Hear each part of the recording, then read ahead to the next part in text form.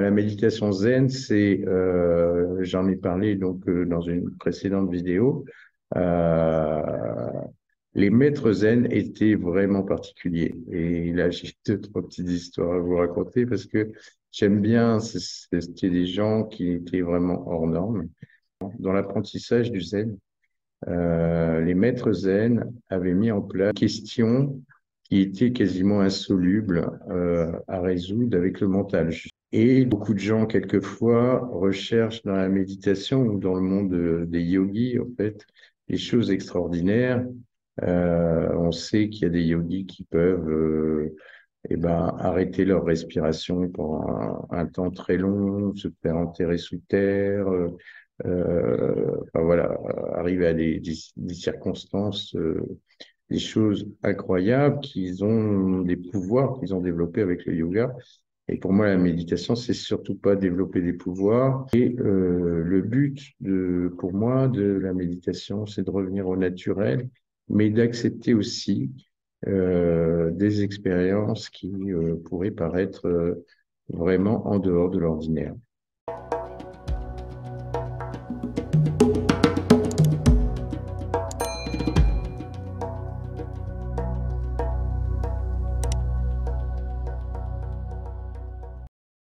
Les maîtres zen étaient vraiment particuliers. Et là, j'ai deux, trois petites histoires à vous raconter parce que j'aime bien. C'était des gens qui étaient vraiment hors normes et qui étaient vraiment en connexion directe avec la réalité, on va dire une réalité qui n'est pas forcément partagée par tout le monde, mais qui est une réalité perceptible et dont ils se connectent directement sans passer par le mental.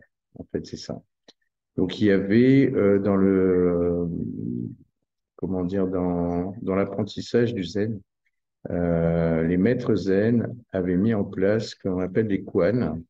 Alors, je ne saurais pas traduire le mot japonais, mais c'était des questions qui étaient quasiment insolubles à résoudre avec le mental, justement, et qui permettaient éventuellement d'accéder à l'illumination et à l'éveil, qui est en fait l'objectif et la recherche de la voie dans le zen et de ce type de méditation. Mais de toute façon, comme je l'ai dit, les méditations, ce sont des méthodes qui ont été portées par des gens.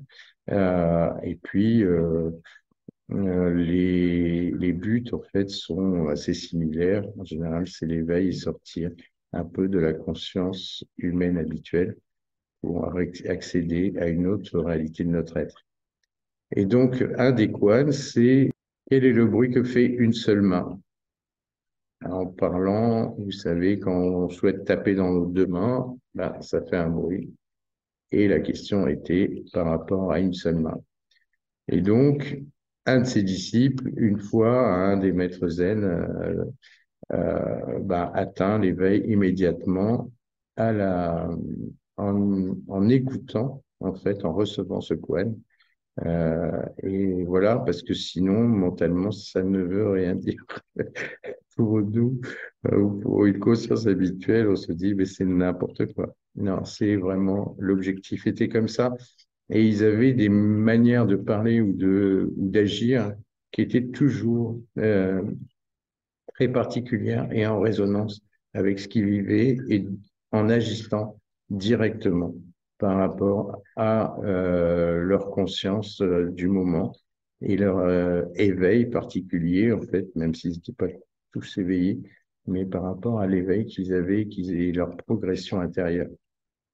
Voilà. Et une autre histoire zen que j'aime bien, c'est un vieux moine et un jeune moine zen qui arrivent et qui doivent traverser un petit ruisseau. Et là se trouve une femme et demande au moine si elle peut l'apporter pour traverser sans se mouiller. Et bien sûr que à ce temps-là, les moines ne devaient ni regarder ni toucher les femmes. Donc il y avait vraiment quelque chose une transgression, on va dire, par rapport à ce qui se faisait au niveau des moines. Et donc le vieux moine lui proposa de la porter sur son dos, il la porta, il la fit traverser le petit ruisseau et il la laissa de l'autre côté et les deux moines continuèrent leur chemin tranquille.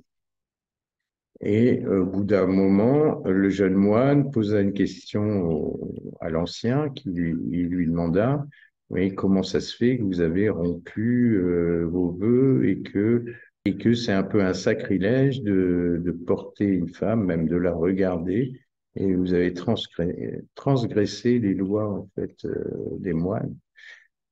Alors le vieux moine lui répondit, oui, c'est vrai, je l'ai fait, mais toi, tu la portes encore. C'est-à-dire que mentalement, lui, il n'avait pas décroché de l'action et de l'expérience qui s'était passée.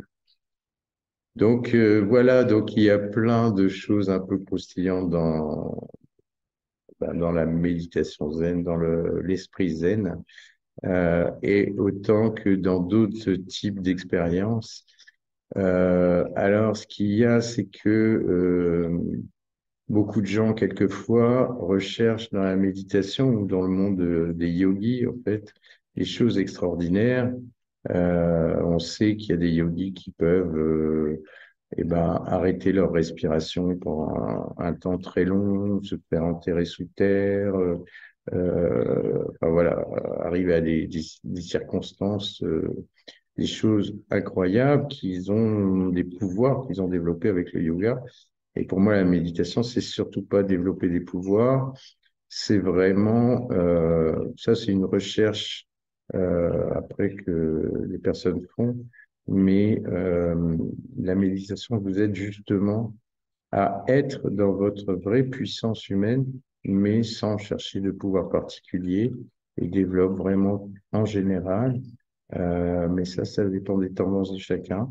Euh, le côté cœur, le côté empathique, le côté compassion, et l'amour de l'autre être humain, mais aussi, bien sûr, qu'il y a des expériences très fortes, extraordinaires, dont je pourrais parler, qui paraissent extraordinaires, c'est-à-dire dans le sens extraordinaire, en dehors de l'ordinaire. Moi, je préfère ce sens-là. C'est pas besoin d'en faire des montagnes comme certaines personnes des fois le font, parce que ce sont en fait des choses naturelles. Naturelles, c'est simplement des possibilités qu'on a en nous et qu'on n'a pas encore développées ou pas découvertes. Et que, bien sûr, dans nos cultures, ce sont des choses qui ne sont pas vraiment admises euh, ou qui font peur. En fait, je pense que certains potentiels que l'on a en nous font peur à beaucoup de gens, bien sûr, parce que c'est pas dans les us et coutumes, c'est pas dans les habitudes. Et le but pour moi, de la méditation, c'est de revenir au naturel, mais d'accepter aussi des expériences qui pourraient paraître vraiment en dehors de l'ordinaire. Voilà. Donc, je souhaitais faire un peu cette vidéo pour parler de ce genre de choses, pour aller un petit peu plus loin que la méditation et la relaxation et dire qu'il y a vraiment effectivement tout un potentiel en nous qui peut se développer, s'exprimer. Je ne souhaite pas toujours, surtout comme ça, partager des expériences particulières parce que le but, c'est pour moi, c'est vraiment de pratiquer, que chacun sente et perçoive en soi-même qu'est-ce qui se passe, comment. Bien sûr, j'ai déjà fait une vidéo sur comment monter ses vibrations. Donc déjà là, il se passe pas mal de choses, mais il y a beaucoup de choses qui sont atteignables et des fois inimaginables, mais pas besoin d'en faire du sensationnel. C'est des choses naturelles. Voilà, pour moi, tout ça. Il n'y a pas besoin d'en faire tout un truc, mais c'est simplement sortir de ces schémas mentaux, sortir d'un apprentissage qui n'est uniquement que mental, parce que là, on passe vers des choses qui sont en dehors de ça, même s'il y a un lien avec le mental. Donc c'est pour ça que j'aimais bien ce livre aussi de la mère par rapport au mental des cellules, parce que effectivement, le mental ou l'ego n'est pas forcément euh, des choses à enlever. Il suffit simplement d'exprimer, de laisser s'étendre et s'expandre euh, d'autres parties de notre être pour que chaque chose devienne à sa place. Hein, c'est un peu comme la relation dont on parle en médecine traditionnelle chinoise, puisque j'ai fait de la médecine traditionnelle chinoise, je l'ai appris, j'ai fait de l'acupuncture, etc.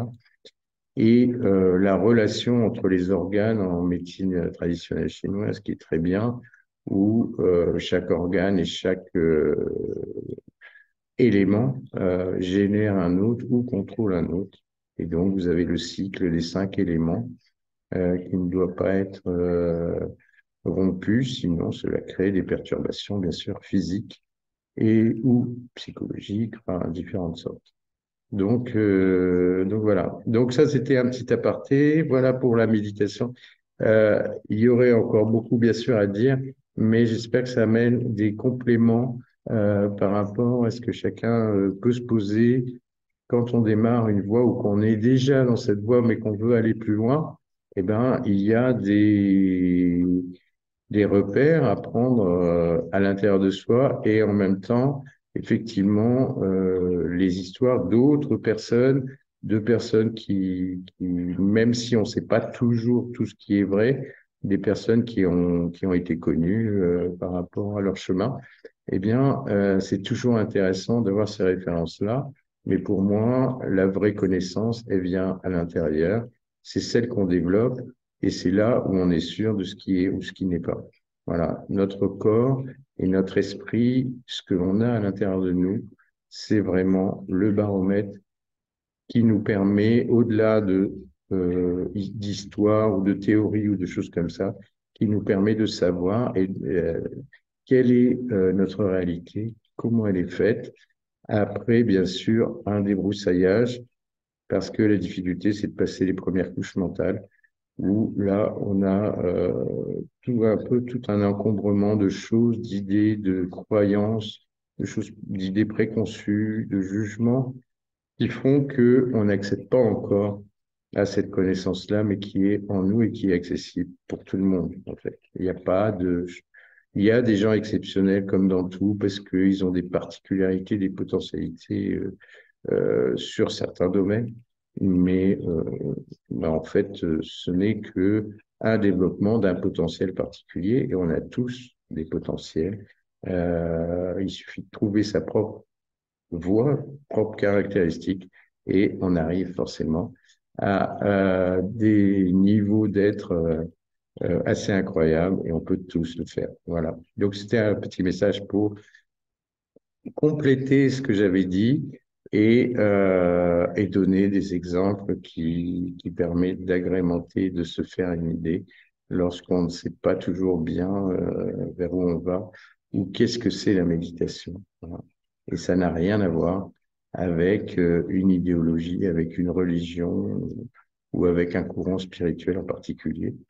Après, chacun est libre d'adhérer à ce qu'il souhaite. Et puis, si vous souhaitez méditer, continuez. N'hésitez pas, si vous souhaitez participer aux méditations hebdomadaires que je propose, vous m'envoyez un message et je vous intègre dans le groupe de méditation.